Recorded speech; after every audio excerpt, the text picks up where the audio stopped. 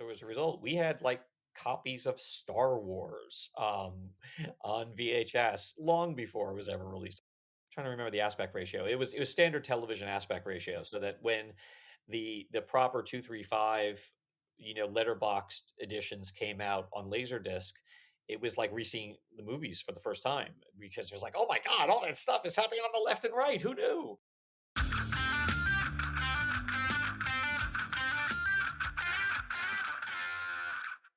Hey, thanks for listening.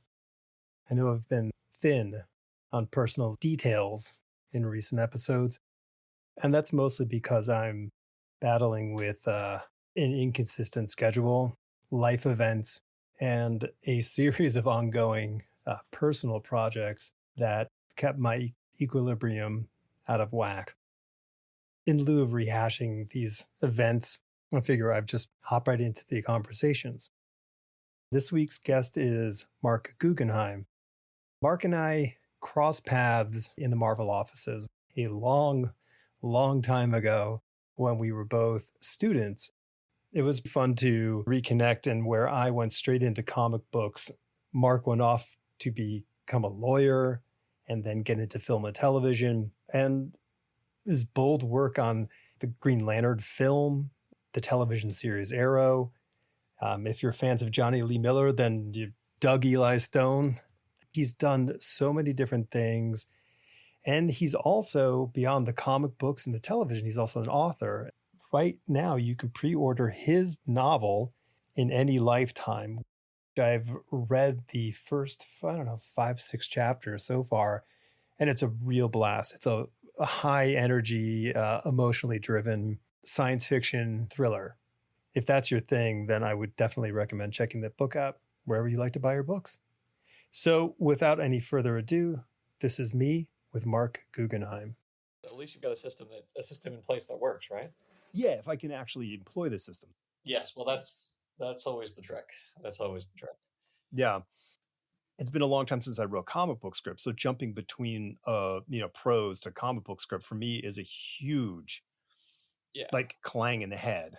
Yeah, I completely get that. I totally get that. I deal with that on a constant basis, almost daily. Right. And it's because it's so, I mean, like, listen, you have this, I mean, look, your background is in comic books. Like, that was where you sort of, like, I guess, stepped first into professional world, would you say? No, interestingly enough, it actually started in television. But it's very funny. Like, I'm always tickled by the fact that people who know me from comics, some of them aren't even aware that I work in television, and people who know me from television aren't aware that I work in comics. Okay. So it's kind of fascinating to me. But no, I started out I started out as a TV writer. In fact, it's funny. I often remark that it's easier to break into Hollywood than it is to break into comics as a writer, because with Hollywood, you've got a variety of different on ramps. Back when I was trying to break in, there was something called television staffing season. There are agents, there are managers, there are people who can, try to get you work. There's sort of a process of, reading samples and general meetings and all those things that don't exist in comics. Mm-hmm. There's no equivalent of a portfolio review for a writer. No, and it's super tough because I remember you would always hear like an editor saying, don't tell me the story. You'd hear somebody like a writer standing up to an editor at a show and asking, and having been in the offices as an artist, I backdoored my way in just because it was, how do I solve this problem? I need to do a story. Would you read this? And they go, sure, but I was already inside. I wasn't outside looking to get it. Yeah, I think it's a lot easier once you're inside, in some way, shape, or form. It's why, for so long, in the 90s, Marvel hired a lot of writers out of the editorial office. For sure. I mean, like, if you were in an editorial office, there's a good chance you were writing a book. Yeah, especially in the 90s. Yeah, for sure. Then they stopped that. They sort of put a policy in place that put an end to that. But but some actually left and went on to become writers. Totally. Yeah. I mean, Fabian's a great example of that. Sort of totally walked away. Love Fabian. Mark Waid on the DC side, another good example. Yeah, it's a lot of, Peter Tomasi again on the DC side. For whatever reason, I'm thinking of more DC examples than Marvel, but Yeah. yeah, quite a few. Yeah, and I was thinking about your, focusing, let's say, on the superhero work for the comic book side of things. Like Arrow kind of came into your, horizon. Was this something that DC had said, "Hey, here are our list of characters that we are going to license," or did you guys pitch this? It was pitched. It was Greg Berlanti's idea. Greg had the funny thing is it was almost not even pitched. I would say it was sort of anti-pitched, because what happened was Greg and I had worked with another writer, Michael Green, on the critically acclaimed Green Lantern movie, Mm-hmm. and sort of contemporaneous with the process of finishing the film and it about to be released. Greg had a meeting with Peter Roth, who was the head of Warner Brothers TV studios, and he said, "Yeah, I've got this idea for how to do Green Arrow as a TV show." And Peter really loved it, and basically, Greg, came to me and asked me if I would work on it with him, and I said, "Yeah, absolutely." But then Green Lantern came out, and we were so sort of like beat up about that Mm-hmm. we were like, yeah, maybe not. It didn't seem the risk didn't seem worth it. Another DC character, heck, another DC character with green in the name. Like, Right. do we really need to? Do we need this in our lives? Right. So Greg and I basically, went back to Warner Brothers and said no. And they just kept they kept coming back to us. Will you please do it? Will you please do it? Peter even called me up, like, you know, I'm nobody. Why are Mm-hmm. you calling me? And eventually, like Greg and I, sort of sat down and we were like, okay, well, what would it have to look like if we were going to do it? And the big thing with Green Lantern for us was we lost creative control over over the property, and over the movie. And we were like, okay, we've got to, how do we orchestrate this in a way that allows us the most creative freedom possible? So what we did was we said, look, we're not going to, we'll do this, but we won't do this the traditional way. We will have two meetings. We will have a meeting with the studio where we pitch you the show, and we will have a meeting with the network where we pitch you the show. And if you like it, then you will commission a script. Now, you won't give notes on it. You will not get a story area or an outline. You will get a script. And by the way, you will not announce this in the trades. So Hmm. no, there was no articles about the writers of Green Lantern working on Green Arrow. Instead, you will get a script, and at that point, again, no notes. You will tell us whether or not you're making the pilot. And once we do the pilot, you will tell us whether or not you're making the series. And it really did, for the most part, you know, unfold that way. To the point where even in year 7 of Arrow, I was able to tell the network, if they were like, oh, this is too violent or moment is too dark, I'm like, yeah, I'm sorry, I was in the meeting where we pitched at the end of Act 1, Oliver has his hands around his mother's throat, and at the end of Act 2 he kills someone in cold blood. Like, Mm-hmm. that's the show you bought. Right. And it was, I think, beneficial, which is not to say that Warner Brothers and the CW weren't great creative partners. They absolutely were. But I think it helped us feel comfortable that this thing that we were working on wouldn't, by various processes, transmute itself into something that was different. And that's very much what happened with Green Lantern. With Green Lantern, um, Greg was originally supposed to direct it. They took him off. And by the way, I don't think it was wrong for them to take Greg off. I mean, it was wrong in the sense that they would have gotten a much better movie had Greg directed it. Mm-hmm. But I understood their thinking.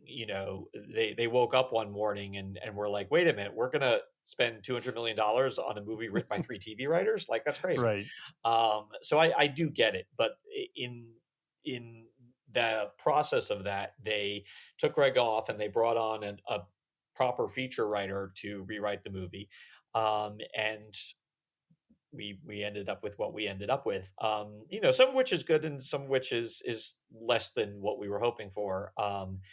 It's funny. I think if you were to grade Green Lantern on the curve of a lot of superhero movies that have come out since, Mm-hmm. you'd go, oh, it's really not so bad. Yeah. But what I would actually prefer is if people grade us on the curve of what our first draft was. And Right. I'm always very helpfully suggesting that a very simple Google search will surface that original script. And even though it's very much a first draft, Sure. it's still much closer to what we originally envisioned for Green Lantern than what you ended up seeing on screen. Well, yeah. I mean, my wife was struggling. She's a fine artist, and she was struggling with the potential sale. I said, listen, someone buying your artwork is the equivalent of having a client. And clients, you need them, but boy, are they good at getting in the way of everything. And Well, it's interesting. It's interesting because, I used to be an attorney, and oftentimes clients would want to do things that I didn't want them to do, that I didn't feel were in their own best interests. And Mhm. I felt like part of my job is protecting the client from their worst instincts. And I will sort of apply that philosophy to the process of taking notes, which is, I look at the producers or the studio or the director or the actors as my client, but at the same time, I can't, you know, I can't just blindly sign off on something that I think is going to make things worse. Right. It's very easy to take a note that makes it better. Who doesn't want to make something better? It's the notes that in your bones will make it worse. Not different. That's a whole other conversation. But Mhm. worse, fundamentally worse. That's a problem. And it sometimes you win those fights and other times you lose them. Yeah, I mean, inevitably you just can't, you're just not going to have a perfect batting average. It's just never going to Oh happen. God, no. No, Yeah. not at all. Not at all. It's and then more often than not, it's not as clear as as a hit or a strike, or an out. It's a you end up with some sort of mishmash, some sort of compromise that in some cases is works fine, and in other cases is like, ooh, really, really wish we hadn't done that. Yeah. So it's tricky. It's a delicate dance. Yeah, and in both cases, like I'm looking at also like what the features and factors are. Like when you're making a project, you want to have everybody who's the best you can get on the team, and I think you guys really lucked out with your lead in Arrow because he Totally. really, really, really came across on screen as a very heroic and likable character and all those respects. And then and you had who ended up becoming the sort of the biggest superhero lead Yeah. for Green Lantern.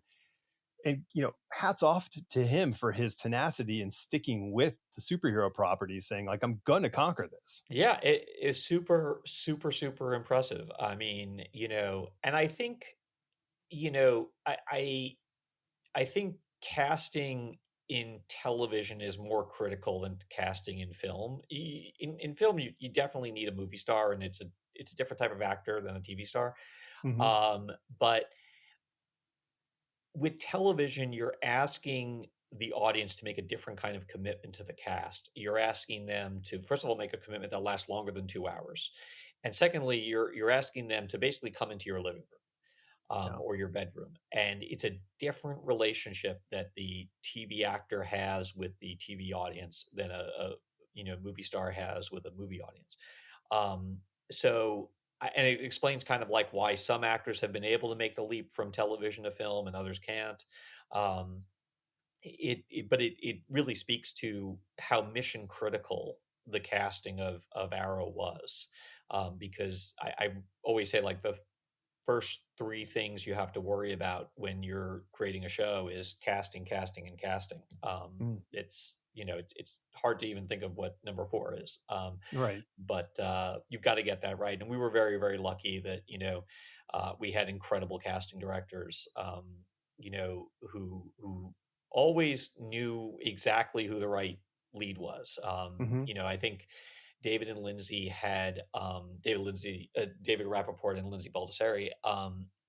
They for Arrow, Flash, and Supergirl, at least, the very first person to read for any of the roles was always the person that was cast as the lead. So like Stephen was the very first person we saw. In fact, there's a kind of a funny thing, which is we were casting back in Greg's old production offices, and basically the office of his president, which was where we were casting, was on one end of the complex, and on the complete opposite end was Greg's office. And Greg's like, look, I've got some other work to do. If you see anyone good, just run down the hall and come tell me.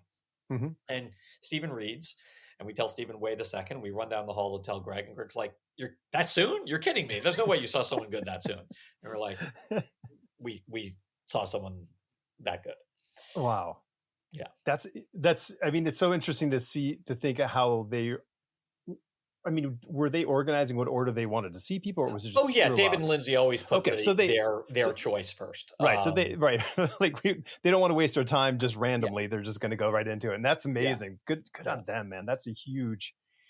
And it was, I think, like Stephen read on a Tuesday or Wednesday, might've been a Thursday, but basically, this is back again during sort of traditional pilot season for broadcast television, which has kind of gone away. But, David and Lindsay were like, Stephen will be off the market by the end of the week. If you don't cast him in this, he'll be cast in something else, and you'll have lost him.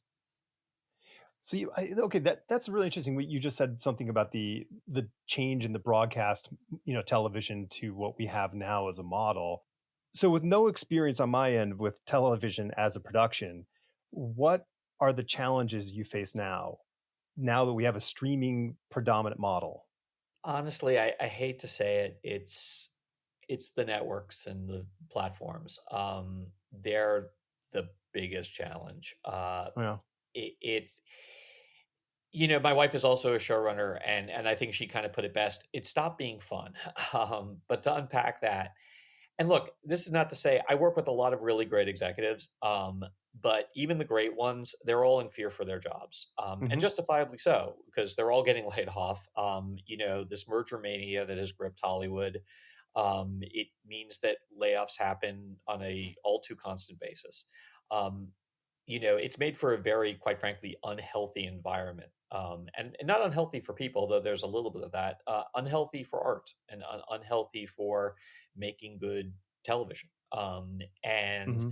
As a result, you have a lot of people who, don't trust their instincts, who overnote things, who basically just, they're kind of at sea, and you're at sea with them, and it's a problem. And I say this again, not these are all good people. These are all nice people. I don't think they're happy either. I think they're fairly miserable. Right. Wouldn't you be if you were constantly working with a sort of Damocles hanging over your head on a daily basis? It's no fun, as my wife says.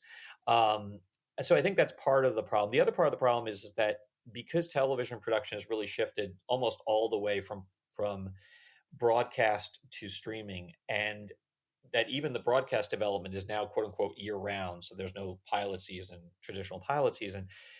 The fact that stuff had to be finished by May upfronts, it kind of kept everyone honest. It basically put us all collectively on a production schedule that meant that at some point it has to be pencils down. At some point you just have to stop noting and you have to start shooting. And that, I think, helped curb some of the worst instincts. By the way, some of the worst instincts on the part of the creatives too, not just the executives. Sure.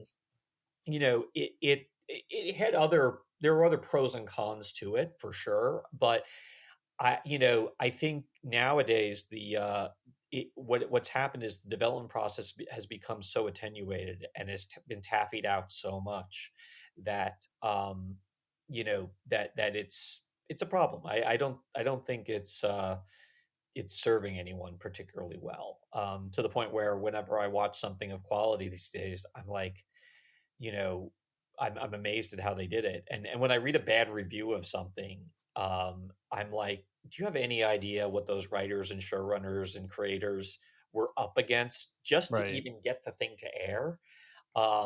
Which is not to say like we shouldn't call out bad stuff when it's bad, but like, I don't know. I'm always like, can you just a little bit of grace Yeah. to us, because it's hard. It's very hard. I think the fracturing of, with all these different various outlets, I think we're losing a lot of ability to focus. I'm not talking from a top-down control structure. I'm just talking about, who do we go to where for what? It becomes a little Yeah, confusing. there's a little bit of that. Look, I think it's confusing for the audience for sure. For the consumer, it's very, very difficult. I think it's confusing for these places that are trying to sort of keep things from being fractured, but that's definitely the state of the business as it is right now. And I don't know if there's much to be done about that. I Hmm. also feel like while certainly the viewing experience is very fractured, what is not fractured enough is the number of studios. I think the fewer studios there are, the worse it is for the business. Hmm.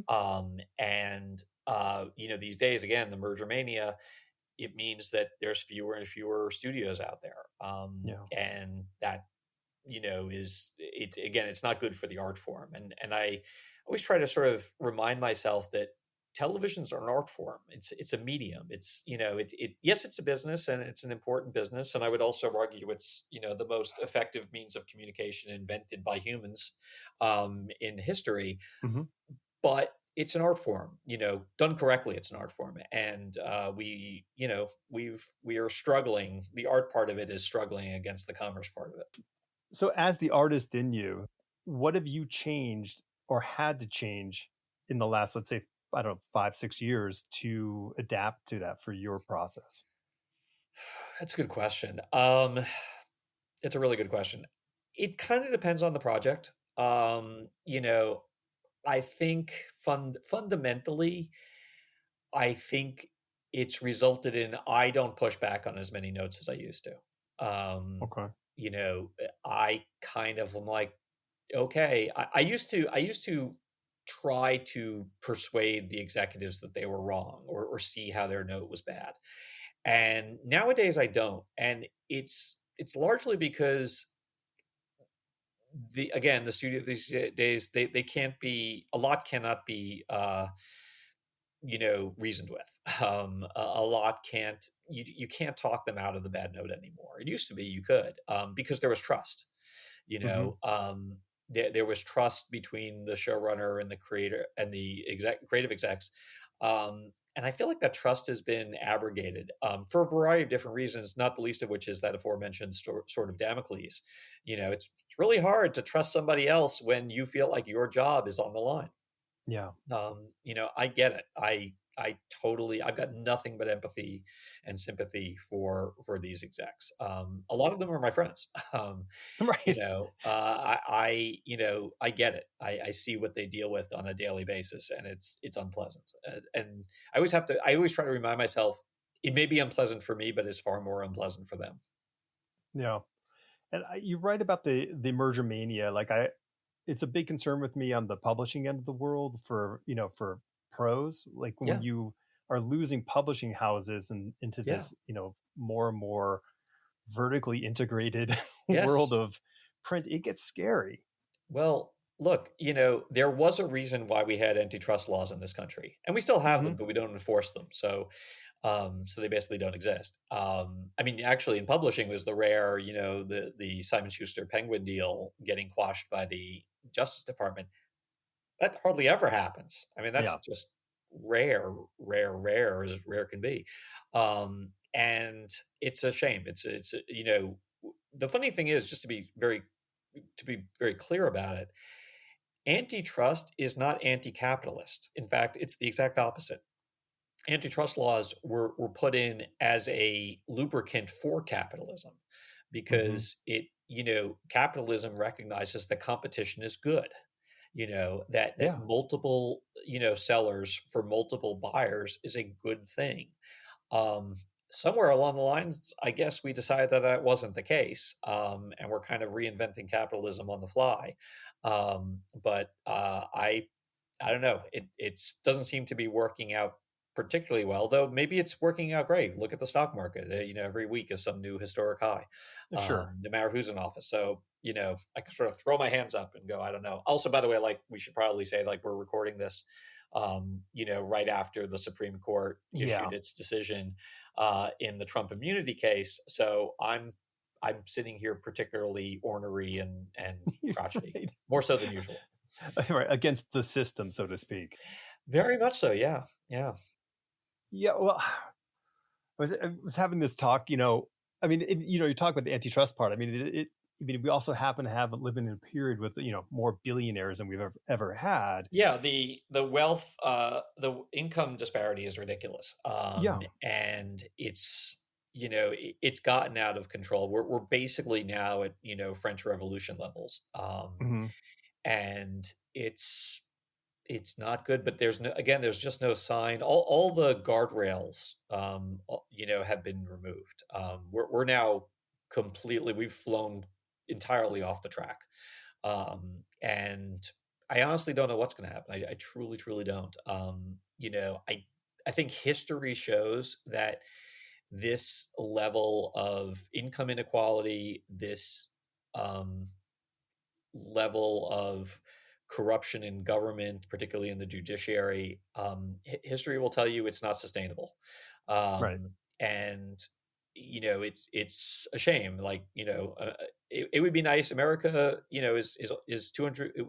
In you know uh, 3 days, America is going to be 248 years old. It'd be Right. nice if we got to 250. Hmm. That'd be fun. But I sit here really very unclear about that.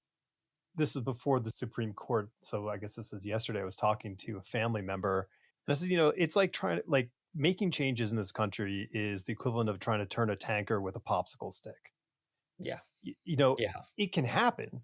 It'll take a lot of time, and you're most likely going to hit land before you actually make the turn. yes. That's kind of where we are. And so when we see anything that seems like a change, it is painful and abrupt, and really it's disharmonious to a large population of people. Here's the thing. We're sent this message by the media ad nauseum that we're fractured. We're fractured. We're Hmm. fractured. We're fractured. We're fractured. Um, and the polling on a lot of key issues doesn't actually bear that out. Right. The truth of the matter is, the vast majority of Americans agree on a lot of things. Hmm. They agree on abortion access. They agree on gun control. They agree on taxes and you name it. You name the issue, and generally speaking, Americans are there's a good majority of Americans that are all on the same page about it. And the problem is that the country that's supposed to be governed by the will of the majority is no longer being governed by that majority. Yeah. The majority of Americans are not being served by the current government or the current system. And more than ever, a very powerful, very wealthy, very vocal, very well armed minority is in control of our lives, our bodies, our futures, our planet's future. It's bad, and I don't know how long that can sustain itself. Unfortunately, we live in a historical thing of cycles, and often when things get to these heads, and I pray it doesn't come to this, they don't resolve themselves in a peaceful, simple fashion. No, no, they don't. Yeah. I don't. It's yeah. I don't know what the future holds. I really, No. really, really don't. I don't like it. I do. I do know that my oldest daughter goes to college 3,000 miles away from my wife, myself, and my youngest daughter, and I'm told my wife, like, we're figuring out some way that we're all together, because I'm not leaving you behind, but I'm also not leaving her alone, Right. because I don't know what's going to happen. And it's interesting because I think social tension, is a huge driver for what makes us sit down and create art, whatever the thing is. So I'm not saying yay, let it burn so I can get to the next thing, but it's a matter of like, from that, I think we can create the things that are going to be guideposts and informative entertainment aspects to get people to understand things. I hope so. It's funny. This is a sensitive topic for me because I grew up um, with television, and as a writer, I really grew up in television. And Mm, when I was growing up, television was this medium that reflected the issues of the day. I grew up on Hill Street Blues and St. Elsewhere and Picket Fences and LA Law, where you actually had. It's like how I learned about stuff, and you can't do that anymore. I tried. I tried in 2022. I tried to relaunch LA Law with the same hold a mirror up to society approach that Stephen Bochco and David Kelly and William Finkelstein took. But it was just like, oh yeah, that was stupid. It was never going to go because we just don't have we just don't do that anymore. We don't do that kind of television anymore. So I'm kind of conflicted. On the one hand, yes, there's probably never been a better time to be a writer. There's never been another time where the need for art that both entertains and speaks to people and makes people think is needed. But we've never been, I think, in a time where the commercial realities don't allow for those things. yeah. And commerce has always existed alongside art. I always point out to people that Leonardo da Vinci did not give a damn about Christianity. Michelangelo did not give a damn about Christianity. Right. Like, these guys were not painting and sculpting the things they were painting and sculpting because they loved the source material. They loved the subject matter. They did it because that's where the money was. Mm-hmm. And commerce, has always sort of dictated the flow of art and not vice versa. And it's I think it's sort of foolish to kind of think otherwise. Yeah. And again, No. speaking from very all too recent, all too raw experience. Yeah. I guess we all want, it'd be nice if the world was just perfect. Yeah, it would be. No, but it wouldn't be, because then we would have nothing to write about. I don't know. Let's find out. There's only one way to find Okay. out. That's the grand experiment. There's your grand Yes. experiment. I find it really intriguing that you and your brothers have all moved to the written arts. And Yes. was it your fault, or whose fault was it? No.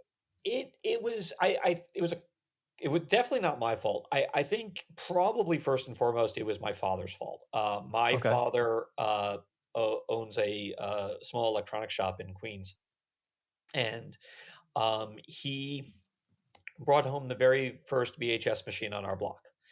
Okay. And he also does a lot of work with law enforcement. And even back in 1977, there was piracy. As a result, we had like copies of Star Wars, on VHS long before it was ever released on VHS. And we played those tapes until they were broken. Honestly, like, Sure. and I think it engendered this, this crazy love of TV and film in us. Mm-hmm. And my brother David, who's the youngest of the three of us, he was the first one to start writing. He was the pioneer. But then my brother Eric was the first of us to actually move out to Los Angeles and try to make a go of it as a writer. I came in way late. I came in behind everybody. Okay. So they were the ones who, sort of charted the course. And I just sort of came in, carpetbagged my way in later on. Hey man, you got to get in however you can get in. It's so interesting how, like, so my father had, on the other side of the fence, we had a Betamax machine, I think probably in 1978. And I remember recording Star Wars off of HBO for that deal that Lucas made. So I think he could help fund Yeah, the second film. that's right. And man, I played that thing until like the machine broke, like, and Oh that was yeah. it. And bear in mind, like, this was all in, 3:9. No, this was trying to remember the aspect ratio. It was standard television aspect Yeah, ratio, so that when the proper 235 letterboxed editions came out on Laserdisc, it was like re-seeing the movies for the first time, sure. because it was like, oh my god, all that stuff is happening on the left and right. Who knew? Um, because Totally. I'd so memorized, all the movies by the time the Laserdiscs came out. Yeah. No, I've come to the conclusion that it's the neutral language of everybody is Star Wars. You make a reference to something and then you can say, well, it's like this from in Star Wars, and everyone, okay, we're all on the same page. We can all understand what you're trying to say by using this one referential tool. It's funny, the Star Wars fans of today. On the one hand, I'm jealous of them, in the sense that, like, oh my god, we didn't have all these action figures and all these spin-offs and all these TV shows and movies and everything. Um, we didn't have any of that when I was growing up. On the other hand, I kind of feel bad for them because they weren't around for, like, not just the impact Star Wars made, but the sea changed. Like, Mm-hmm. suddenly film was different, cinema was different. Yeah. Everything was changed with that one movie, and to, like, be able to witness that was incredibly special. It was not just the beginnings of the Star Wars franchise. It was the beginnings of a completely different era in cinema, and people have certainly criticized what that new era was. But I loved it, and I still love it. Being the ages that we are, I kind of feel it's great that we can, like, I feel that we've surfed this sort of creative wave for the last 40 years. Yeah, and I do think, by the way, I do think that where we've stumbled is we haven't created new waves on top of it. Mm, The thing that people forget is that George Lucas only did Star Wars because he couldn't get the rights to Flash Gordon, and Steven okay. Spielberg only directed Indiana Jones because they wouldn't hire him to do a James Bond movie. Um, and I look at, I kind of look at a lot of really, really talented writers and directors and writer directors going, okay, it's wonderful that you're doing franchise X or franchise Y or franchise Z. And by the way, as someone who's worked in a bunch of those franchises, I get it too. But I do have to wonder, like, what what do we miss? Like, I love J.J. Mhm. Abrams' work. What did we miss out on in terms of creative output from J.J. while he was spending 10 years essentially in a galaxy far, far away? Um, That's a really great point. Yeah.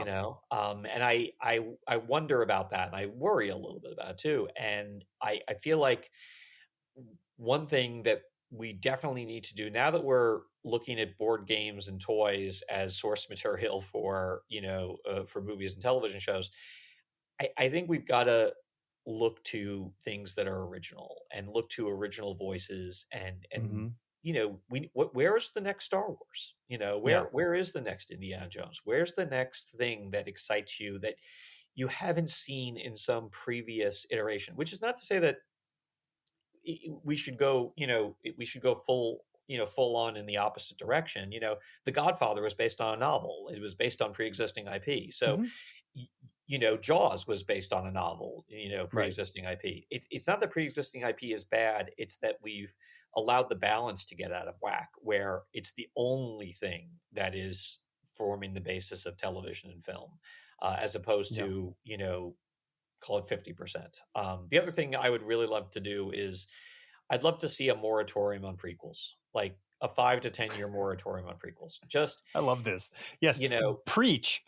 yeah, I just, look, there are some great prequels. There absolutely are. Yeah. Half of Sure. Godfather Part 2 is a prequel, and it's wonderful. But again, we've allowed the pendulum to swing too far back in that direction, and as a result, even the stories that we love, that are beloved, these great franchises, they're not moving forward. Hmm. Instead of looking backwards, we have to figure out a way to move forward narratively, Yeah. and stop, stop telling the origin of the origin of the origin of the origin of something. It's shining the light on every single nut and bolt of whatever fabricated this world that we love. It be it's tough. Yeah.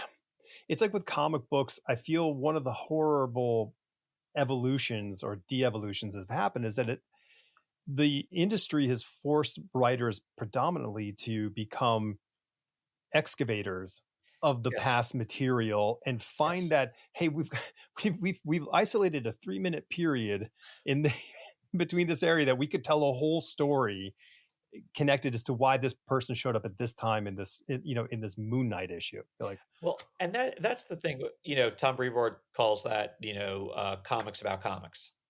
yes. And I think, it's funny. I think, sort of Star Wars is so big, it's so vast that it's sort of shown that, Star Wars itself has sort of become its own genre where you can tell different stories in Star Wars. And I think that's great, by the way, just to be clear.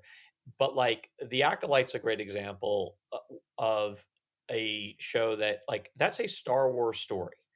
It's not telling the origins of Luke Skywalker or the origins of Darth Vader. It's telling a Star Wars story that's a great Star Wars story that just happens to take place prior to, you know, period X.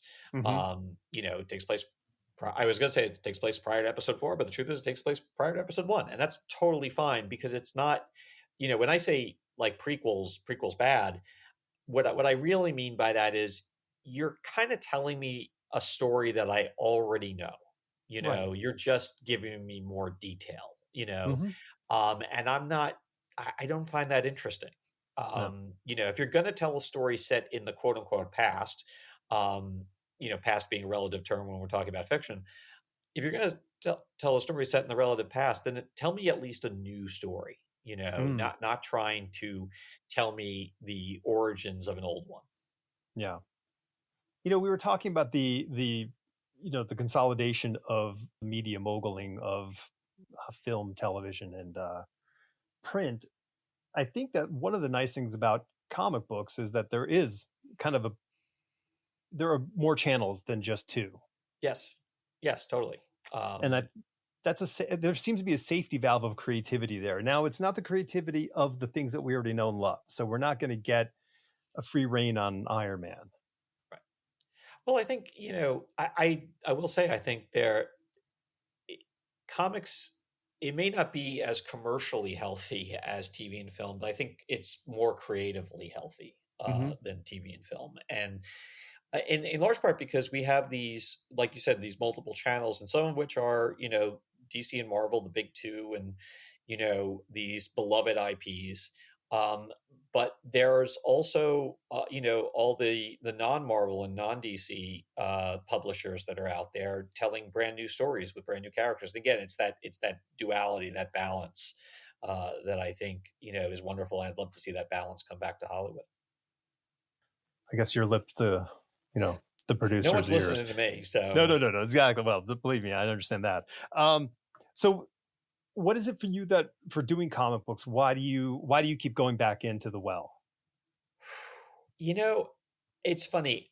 It started out as I've just loved comic books my whole life. Hmm. And it started out like 10-year-old me just wanted to play in that world. And that's still present. That's still absolutely the case. But I've also, the longer I've written comics, the more I've just grown to love the medium. Hmm. I love sort of like there's a little bit of a crossword puzzle aspect to it, where you're trying to like tell this story in 20 pages and you're trying to like make the plot, shift and the location shift based on page turns, and you're trying to make each page a certain number of panels, and like I love the art form.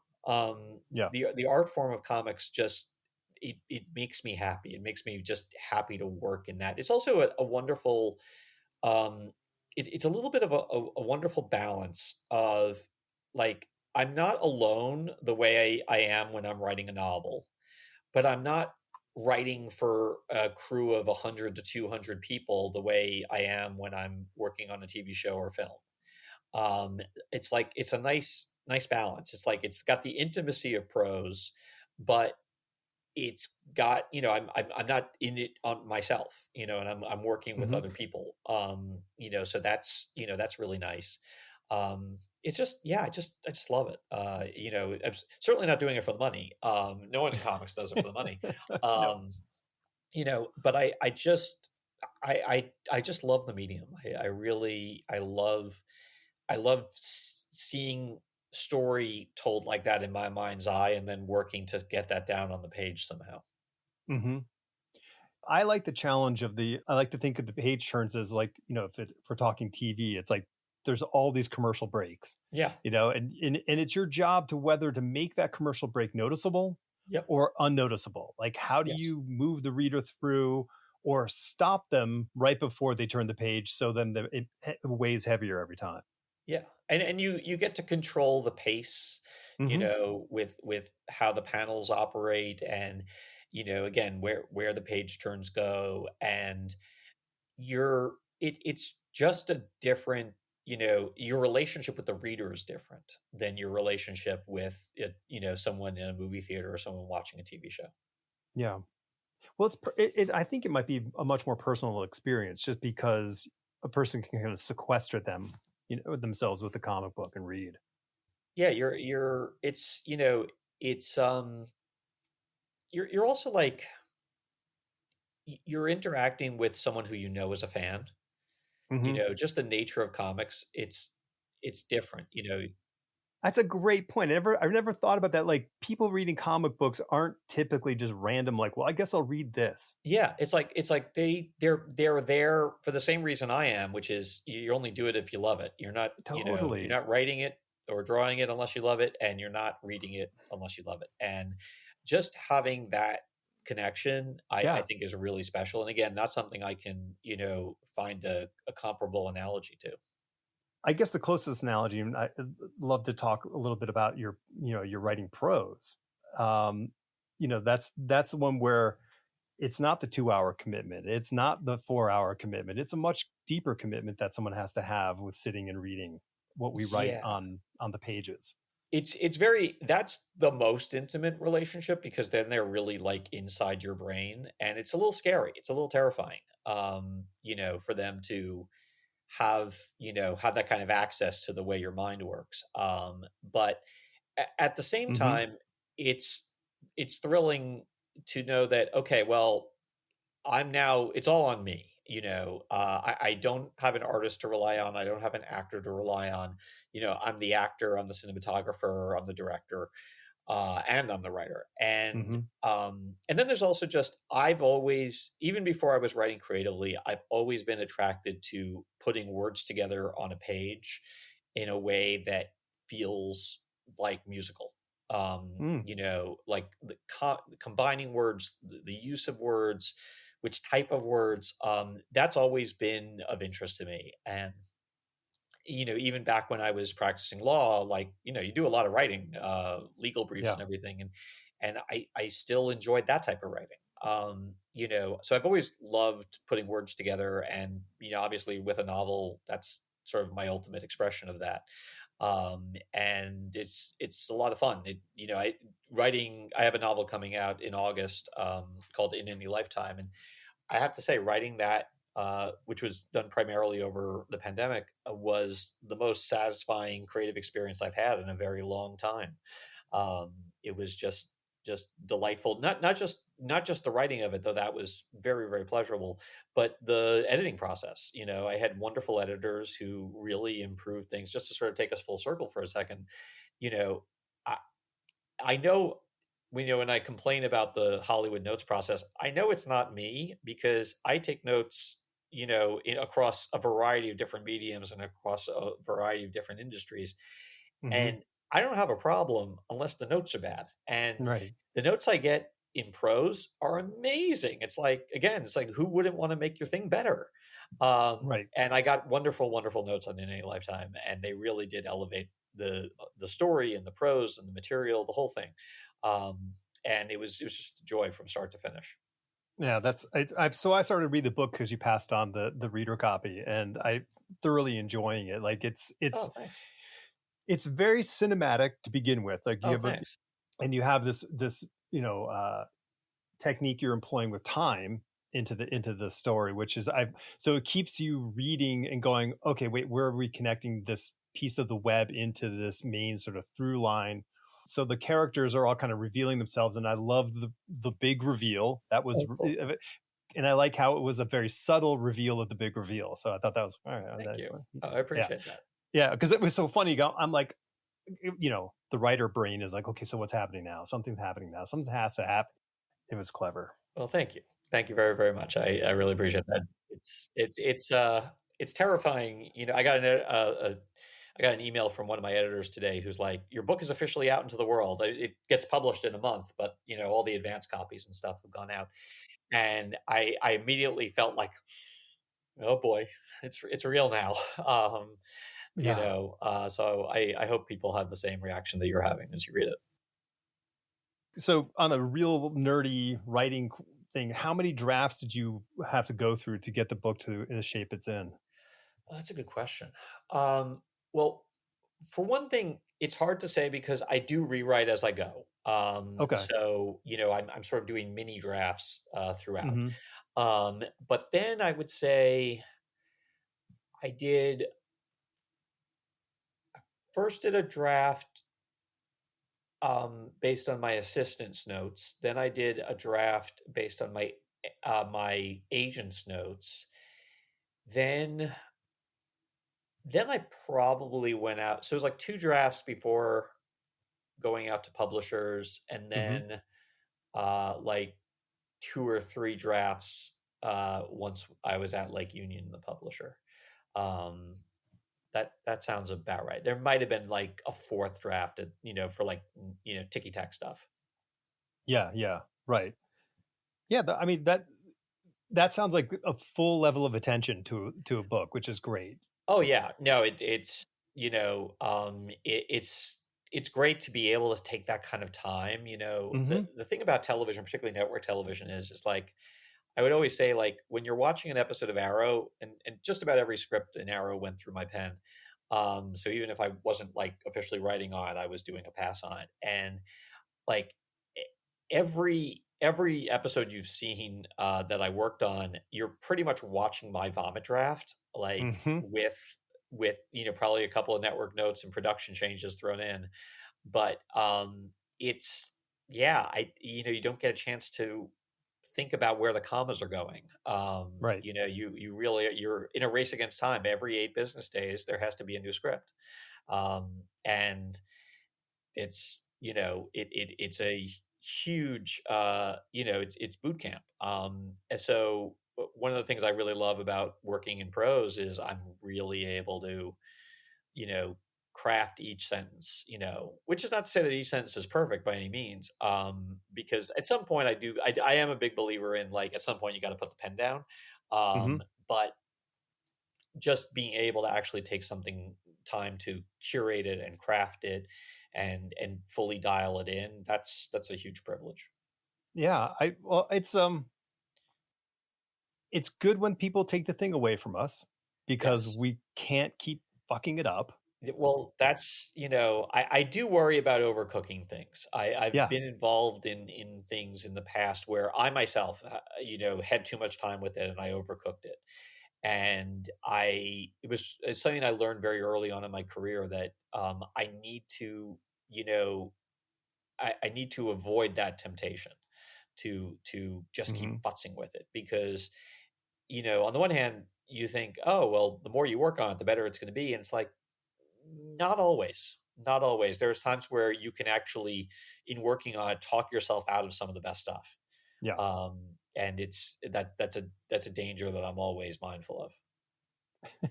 It's like you cook it long enough, it becomes brisket. After that, Yes, exactly. Exactly. You got it to be gets careful. it gets Got to be bad. very careful. Yeah. Yeah. So I had, listen, all writers have heaps and heaps of stories sitting around, like just waiting to get to our pen.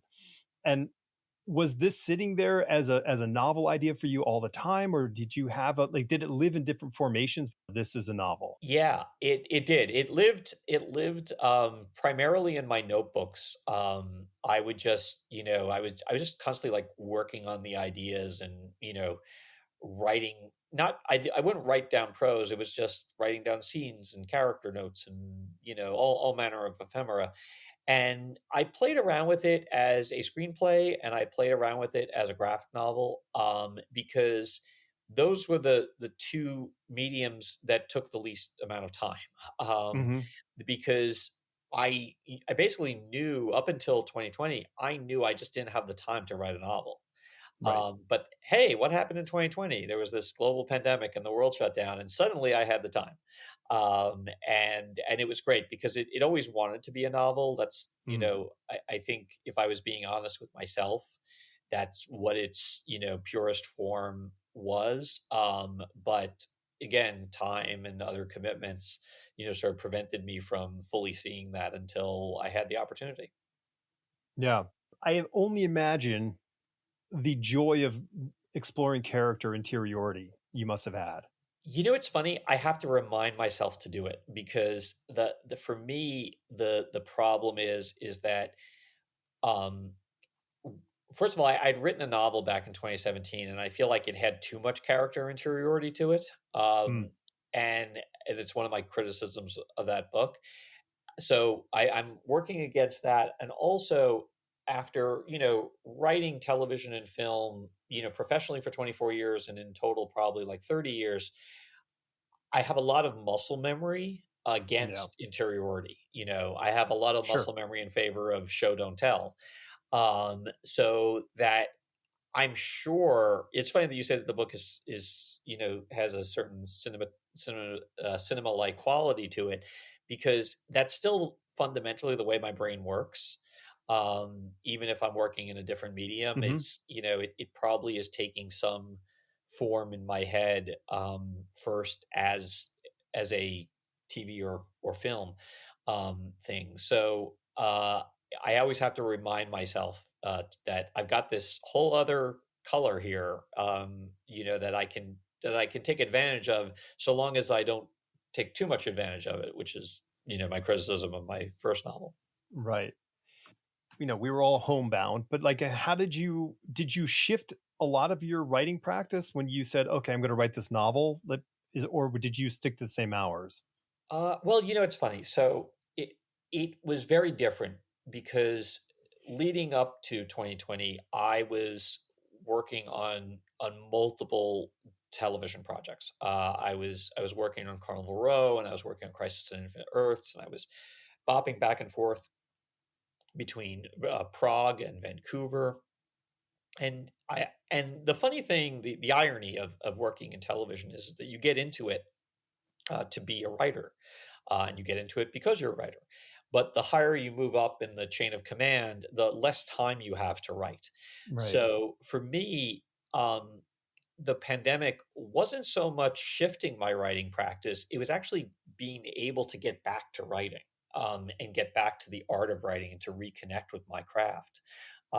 In fact, I did a lot of writing during the pandemic, and in addition to the novel, and I felt like I actually was able to level up my writing. I feel like I became a better writer simply Hmm. by virtue of being able to do it do it more, but also do it under less, less difficult time constraints. I was generating, you know, when I was writing, I was generating those pages uh, under such tight turnarounds. Again, less time to write means you have to write more in less time. Hmm. It was nice to be able to just let my writing breathe and my process breathe a little bit, and actually, Yeah. reconnect with it without having to field notes calls and phone calls from set, and run into editing, or look at a visual effect, or whatever I was doing in addition to writing. So it was nice to just get back to pure writing. And basically what I would do is I'd probably be at the keyboard like by 9 or 10. I would write till around 4, and then I would take a walk. um, Okay. and that was my routine, and it was lovely. It was glorious. That's amazing. You know, again, bloom falls off the pandemic rose pretty fast. But you know, for that it was like a 6 month stretch of time that was really, really, really nice. That's beautiful. I think the hardest, like, and the reason I kind of bring it up is that a lot of people struggle trying to get that thing that they want to make done. Yeah, yeah. That's I will say, like, that hasn't been. I'm unfortunate. That hasn't been my problem for quite some time. Again, I've been Yeah. doing this for like so long that I've, again, a script every 8 days, or when I'm running multiple shows, two scripts every 8 days, it basically cures you of that writer's block, or cures Mm-hmm. you of that need for the muse to show up on your shoulder. Like, you just got to do it. Yeah. And you learn what can be done under those circumstances and what you're capable of. And it turns out you're capable of more than you think. Um, it's not to say that the days are easy. They're, some of those days are really, really, really, really hard. But they are what they are. Yeah. It is what it is. And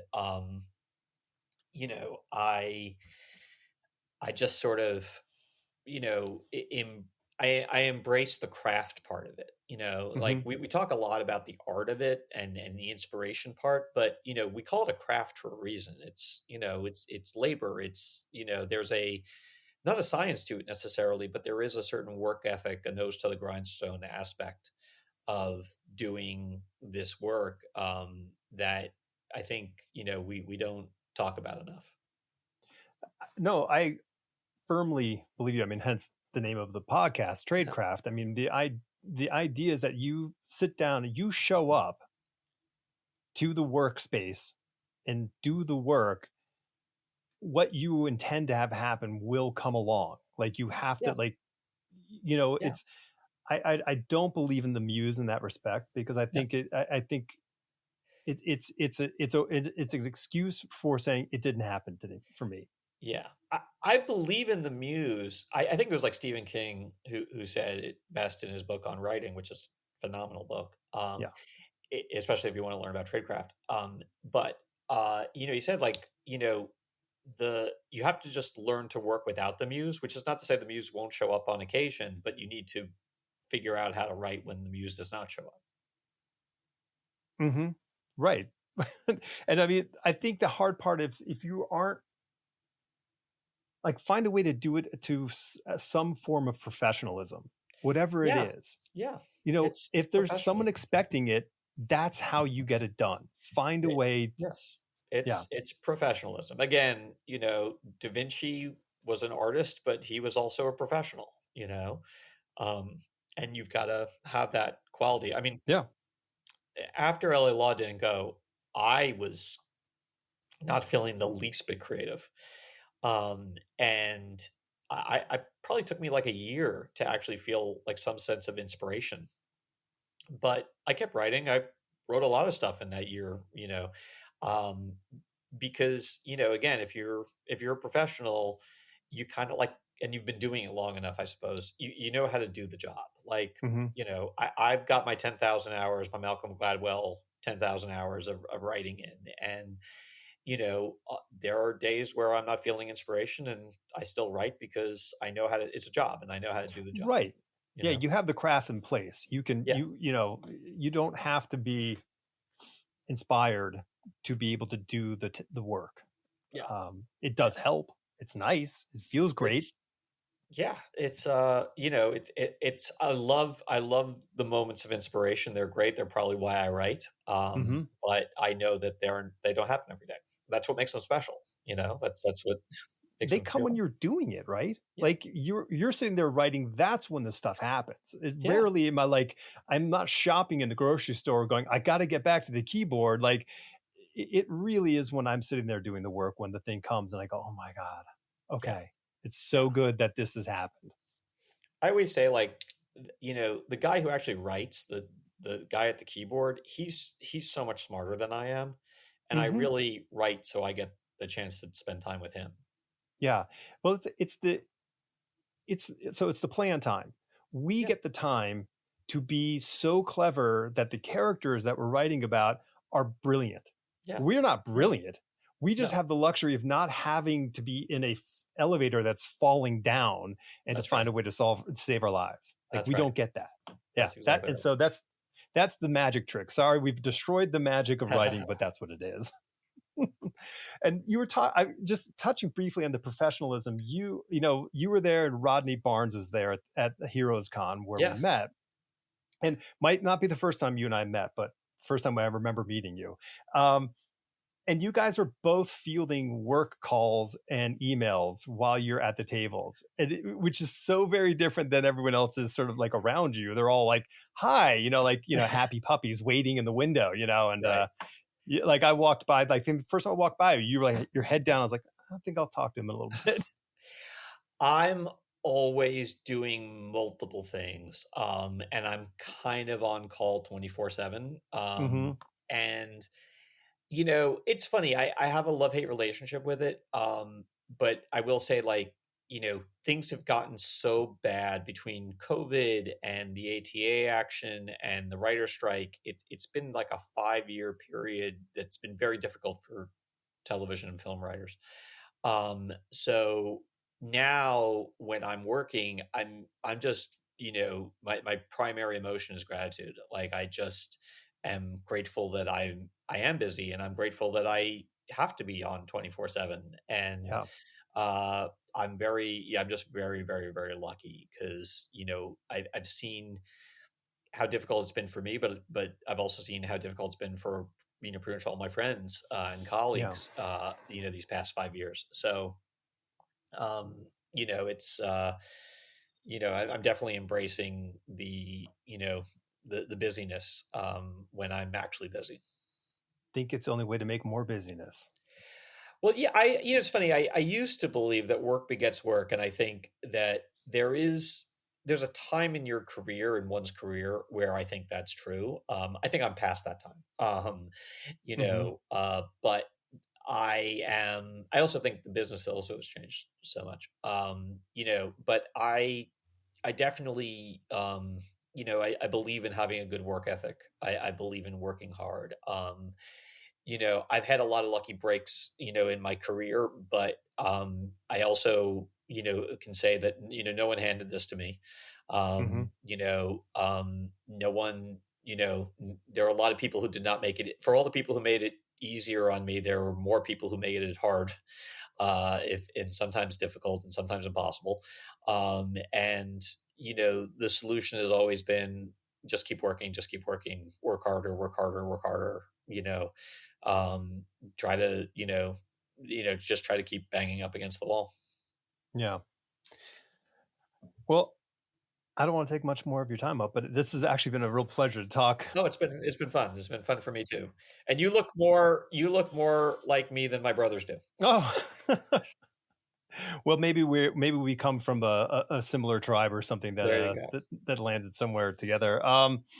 So what's going on with you? Like anybody who's into your comic book reading, reading your comics or into your television, like what can they kind of like go? Oh, I can see this on the horizon.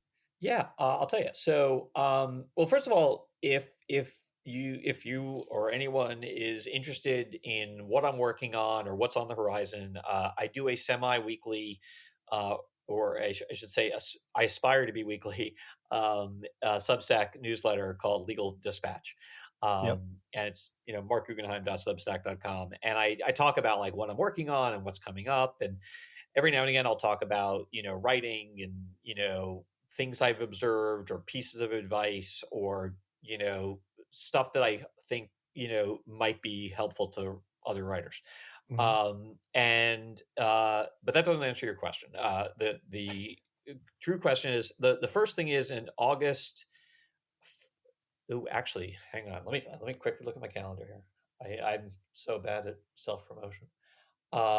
Yeah, so July 10 is the I'm actually doing my first work for DC Comics in forever. It's a Wow. short 8-page story in Green Lantern 13. And I've got another one in Green Lantern 14, which will be out a month later. Um, after that, my novel is due on August 1st. So that's in any lifetime. Also, sometime during the month of August is my collected run on Planet of the Apes called Beware the Planet of the Apes from Marvel Comics.